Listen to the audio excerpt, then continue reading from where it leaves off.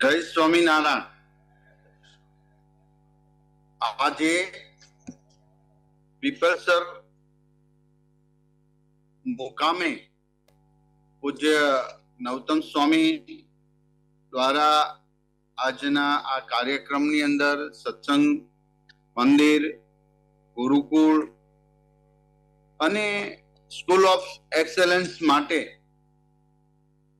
એ જ ધરતીના જન્મેલા અને અમેરિકામાં સ્થાયી થઈને પોતાના વતનનું ઋણ ચૂકવવા માટે તેઓ પોતાનું આર્થિક યોગદાન કરી રહેલા કિરણભાઈ, બેન શ્રી પલ્લવીબેન, પૂજ્ય આચાર્ય શ્રી, સંતો, તમામ હરિભક્તો બધાને મારા જય સ્વામિનારાયણ।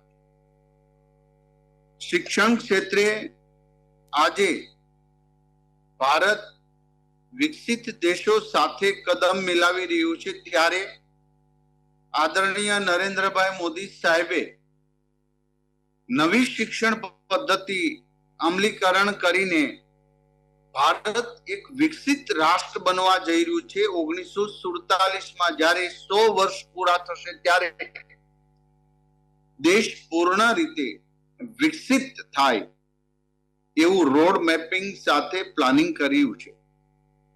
આજે ગુજરાતની અંદર અનેક વિવિધ શૈક્ષણિક યોજનાની અંદર કિરણભાઈ અને પલ્લવીબેને જે યોગદાન આપ્યું ને એના વિસ્તારની અંદર સ્કૂલ ઓફ એક્સેલન્સ ગવર્મેન્ટ સાથે ટાઈપ કરીને જે આ સ્કૂલ ડેવલપિંગ માટેનો જે ભગીરથ પ્રયાસ કર્યો છે એ હું સરકાર વતી શિક્ષણ મંત્રી તરીકે એમને હૃદયપૂર્વક વંદન કરું છું અને અભિનંદન કરું છું। આમ તો નવતમ સ્વામીએ ખૂબ જ આગ્રહ કર્યો હતો કે ત્યાં આવો, પરંતુ અહીંયા સતત મીટિંગ, બજેટ સત્ર ચાલે છે એટલે કાલે અમે 1 વાગ્યા સુધી અમે કામગીરીમાં હતા એટલે એમની જોડે વાત થઈ શકી નહોતી। આવવાની ઘણી ઈચ્છા છે, પરંતુ મારું પ્રોમિસ છે હું આ સ્થળ અને આ સ્વામિનારાયણ મંદિર બધા જ નું હું 1 મહિના પછી જ્યારે મારું બજેટ સત્ર પૂરું થશે ત્યારે ચોક્કસ હું ત્યાં આ ધરતીના દર્શન કરવા માટે આવીશ। તમે જે આપેલું યોગદાન એ સ્કૂલ અને શિક્ષણ માટેનું છે। આમ તો વિદ્યાદાન એ શ્રેષ્ઠ દાન છે। આવનારા સમયમાં ભારત એક કિરણભાઈ હમણાં સરસ વાત કરી કે ઓપોર્ચ્યુનિટી, ટેલેન્ટ છે, ઝૂંપડામાં જન્મેલો બાળક પણ હોશિયાર જ હોય છે, પરંતુ એને તક નથી મળતી। આ તક ઊભી કરવા માટે નરેન્દ્રભાઈ મોદી સાહેબે બહુ સરસ બધી જ પ્રકારની યોજનાઓ અમલીકરણ કરી છે। ક્યારે કલ્પી ન શકીએ એટલું જ 10 વર્ષની અંદર એક દેશને નવી દિશા આપી, કાયાપલટ કરીને અનેક યોજનાઓ રાષ્ટ્રના હિત માટે, અંત્યોદય સુધી પહોંચવા માટે અનેક યોજના આજે અમારા સંકલ્પ રથ ગામે ગામ ફરે છે। ગવર્મેન્ટની યોજનાઓ, તમને 5 લાખનું મેડિકલ કવચ પૂરું પાડવા માટેનું ઘરે જઈને કાર્ડ આપે।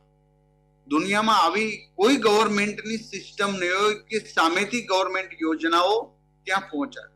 શિક્ષણ ક્ષેત્રે પણ દીકરીઓના ભણવા માટે, દીકરીઓના ભણતર માટેના અનેક યોજનાઓ, દીકરાના યોજનાઓ, એકલવ્ય આદિવાસી ક્ષેત્રની અંદર બાળકોના અભ્યાસ માટેની યોજનાઓ, ખૂબ સારી પ્રવૃત્તિ શિક્ષણ ક્ષેત્રે થઈ છે।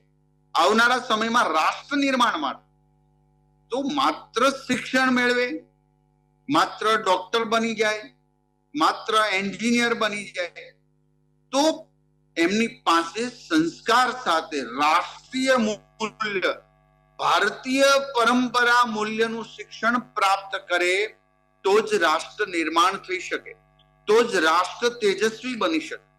એક રાષ્ટ્ર ભારત છે, પરંતુ એ ભારતનો 125 કરોડ જન સમુદાય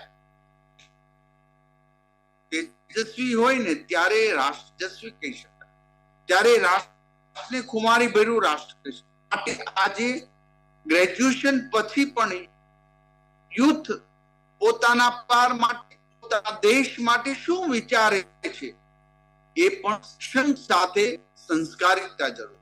અને મને આશા છે કે સ્વામિનારાયણ સંપ્રદાયના અનેક ગુરુકુળો ચાલી રહ્યા છે. રાજકોટ હોય, જામનગર હોય, દરેક શહેરની અંદર સ્વામિનારાયણ ગુરુકુળ ચાલે. એક વિદ્યાર્થી એમાં ભણે છે. સવારમાં નિત્ય નિયમો સાથે પૂજા અર્ચના, ભગવાનને પૂજા કરી, દંડવત પ્રણામ કરી અને એક આખું સ્પિરિચ્યુઅલ સાથેનું સ્ટડી કરી રહ્યો છે. માટે આજે એ યુવાન વ્યસની નથી બન્યો.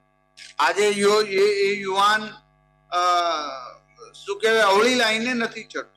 માટે આવનારી ચેલેન્જ આપણા માટે, એજ્યુકેશન તો યુવાન પ્રાપ્ત કરશે, પણ ખુમારી ભરી જીવન જીવે એની સાથે આવા સંસ્કારીમય વાતાવરણની અંદર ધર્મ સાથે જોડેલું શિક્ષણ એમના જીવનની અંદર ખૂબ ઉપયોગી થશે.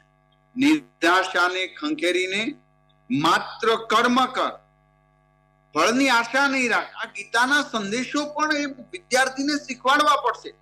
ડિપ્રેશન જેવો શબ્દ જ દૂર થઈ જશે. માટે અનેક ગુરુકુળો ભારતની અંદર ચાલી રહ્યા છે. રામાનુજાચાર્ય હોય, સનાતન ધર્મના એ ધજા નીચે દરેક ધર્મો, વૈષ્ણવ સંપ્રદાય હોય, સ્વામિનારાયણ હોય, રામાનુજાચાર્ય હોય, નાથ સંપ્રદાયો હોય, દરેક લોકો શિક્ષણ ક્ષેત્રે, દરેક સંતો શિક્ષણ ક્ષેત્રે ખૂબ સારી કામગીરી. નરોત્તમ સ્વામીને હૃદયપૂર્વક અભિનંદન પાઠવું છું કે આ વિસ્તારની અંદર તમે કિરણભાઈ જેવા ભામાશાને શોધીને એક શિક્ષણ ક્ષેત્રની આ પ્રજ્વલિત યજ્ઞ કર્યો છે. અને આ યજ્ઞ હંમેશા માટે એની જ્યોત ચલતી રહેશે.